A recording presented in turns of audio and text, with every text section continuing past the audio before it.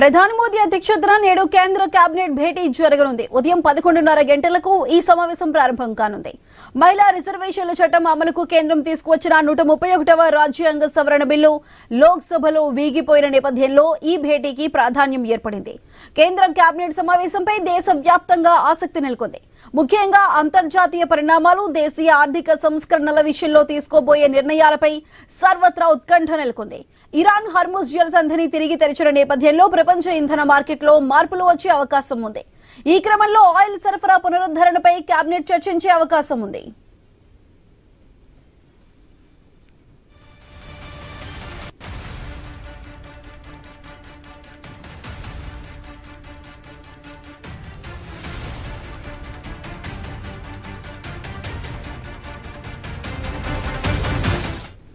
పశ్చిమాసియాలో మారుతున్న భౌగోళిక రాజకీయ పరిస్థితులకు అనుగుణంగా భారత విదేశాంగ వాణిజ్య విధానాలపై కేంద్ర మంత్రివర్గం నిర్ణయాలు తీసుకునే ఛాన్స్ ఉంది. పారిశ్రామిక వృద్ధిని వేగవంతం చేసేందుకు, విదేశీ పెట్టుబడులను ఆకర్షించేందుకు కొన్ని కీలకమైన ఆర్థిక సంస్కరణలపై నిర్ణయం తీసుకునే అవకాశం ఉందని తెలుస్తోంది. అత్యవసరంగా అమలు చేయాల్సిన కొన్ని కీలక బిల్లులకు కేబినెట్ ఆమోదం తెలిపే అవకాశం ఉందని సమాచారం. దేశ ఆర్థిక స్థితిగతులను, అంతర్జాతీయ సంబంధాలను ప్రభావితం చేసే అంశాలు కేబినెట్ సమావేశంలో చర్చకు వచ్చే అవకాశం ఉందని తెలుస్తోంది.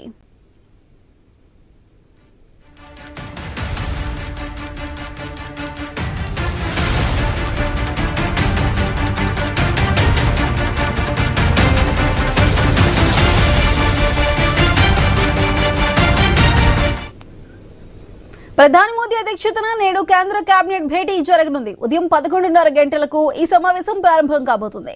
మహిళా రిజర్వేషన్ల చట్టం అమలుకు కేంద్రం తీసుకువచ్చిన 131వ రాజ్యాంగ సవరణ బిల్లు లోక్సభలో వీగిపోయిన నేపథ్యంలో ఈ భేటీకి ప్రాధాన్యం ఏర్పడింది. కేంద్ర కేబినెట్ సమావేశంపై దేశవ్యాప్తంగా ఆసక్తి నెలకొంది. ముఖ్యంగా అంతర్జాతీయ పరిణామాలు, దేశీయ ఆర్థిక సంస్కరణల విషయంలో తీసుకోబోయే నిర్ణయాలపై సర్వత్రా ఉత్కంఠ నెలకొంది.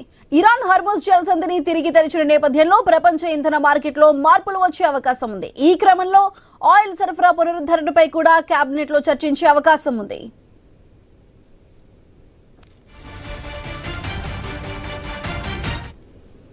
పశ్చిమాసియాలో మారుతున్న భౌగోళిక రాజకీయ పరిస్థితులకు అనుగుణంగా భారత విదేశాంగ వాణిజ్య విధానాలపై కేంద్ర మంత్రివర్గం నిర్ణయాలు తీసుకునే ఛాన్స్ ఉంది. ఇటు పారిశ్రామిక వృద్ధిని వేగవంతం చేసేందుకు, విదేశీ పెట్టుబడులను ఆకర్షించేందుకు కొన్ని కీలకమైన ఆర్థిక సంస్కరణలపై నిర్ణయం తీసుకునే అవకాశం ఉందని తెలుస్తోంది. అయితే అత్యవసరంగా అమలు చేయాల్సిన కొన్ని కీలక బిల్లులకు కేబినెట్ ఆమోదం తెలిపే అవకాశం ఉందని సమాచారం. అయితే దీనికి సంబంధించి పూర్తి సమాచారం మా ప్రతినిధి ఏవై స్వామి అందిస్తారు. స్వామి, చెప్పండి, ఇప్పుడు ఉదయం 11:30కి సంబంధించి కేబినెట్ భేటీ అయితే నిర్వహించబోతుంది. దీనికి సంబంధించి ముఖ్యంగా ఏ కీలక బిల్లులకి సంబంధించి చర్చ జరగబోతుంది?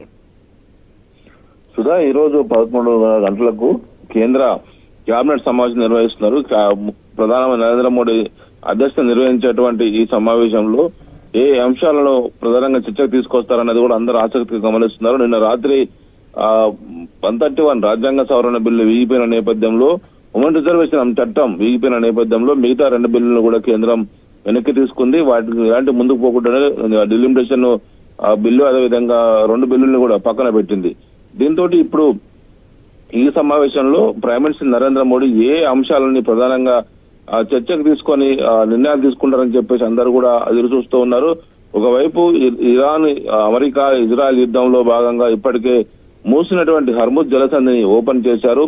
దాని ద్వారా ఇంధన సరఫరాకు సంబంధించి మరింత దాన్ని ఒక నిర్ణయాలు తీసుకొని భారత ఇంధన భద్రతకు సంబంధించి ఏమైనా ఒకవైపు ప్రభుత్వం నిర్ణయం ప్రకటిస్తుందని చెప్పేసి కూడా అందరూ ఆసక్తిగా గమనిస్తూ ఉన్నారు.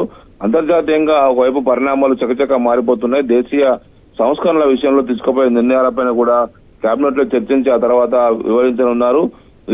ఈ క్రమంలోనే పశ్చిమాసియాలో భౌగోళిక పరిస్థితుల సందర్భంగా ఇటు అనేక దేశాల నుంచి, భారత్ కు ఖతార్ నుంచి గ్యాస్ కావచ్చు, ఇటు ఇరాన్ నుంచి కావచ్చు, మిగతా దేశాల నుంచి పెద్ద ఎత్తున కూడా పెట్రోలియం ఉత్పత్తులు మనం దిగుమతి చేసుకుంటాం. యుద్ధం కారణంగా అనేక చోట్ల నుంచి కూడా గ్యాస్ కొరతలు ఏర్పడే పరిస్థితి ఏర్పడ్డది. మరోవైపు 100 షిప్స్ అని కూడా హర్ముజ్ జలసంధిలో ఆగిపోయి ఉన్న నేపథ్యంలో ఇరాన్ మొత్తం ఈ లెబనాన్ తోటి యుద్ధ విరమణకు సంబంధించి అన్ని ప్రయత్నాలు కొనసాగుతుండడంతో కూడా ఇరాన్ హర్ముజ్ జలసంధిని ఓపెన్ చేయడం కోసం ఒప్పుకుంది. దీంతో ఇప్పుడు వాణిజ్యపరంగా జరిగేటువంటి వివిధ నిర్ణయాలను ఈ కేబినెట్ లో తీసుకునే అవకాశం కనబడుతుంది. మొత్తానికైతే భారత ఆర్థిక పరిస్థితులను, స్థితిగతులను అంచనా వేసి కొన్ని కీలక నిర్ణయాలను ఒకవైపు ప్రకటించే అవకాశం ఉంది. నిన్న ఆ పార్లమెంట్ లోక్సభలో ఒకవైపు 131 రాజ్యాంగ సవరణ బిల్లు వీగిపోయిన నేపథ్యంలో మహిళలకు దేశవ్యాప్తంగా ఒకవైపు ఈ వచ్చే డిలిమిటేషన్ ద్వారా పెరిగేటు సీట్లను అదనంగా 33% ఒకవైపు క్రియేట్ చేసి వారికి ఇవ్వాలని చెప్పేసి రాష్ట్ర ప్రభుత్వం కేంద్ర ప్రభుత్వం భావించింది. దీంతో వివిధ పార్టీలు ఇండి కూటమి నేతలందరూ కూడా వ్యతిరేకించడంతో కూడా బిల్లుకు సరైన సంఖ్యా సమయం బలం కలిసి రాకపోవడంతో కూడా బిల్లు వీగిపోయింది. దీనిపై కూడా కేబినెట్ లో చర్చించే అవకాశం అయితే కనబడుతుంది సుధా. రైట్ స్వామి, థ్యాంక్ యూ.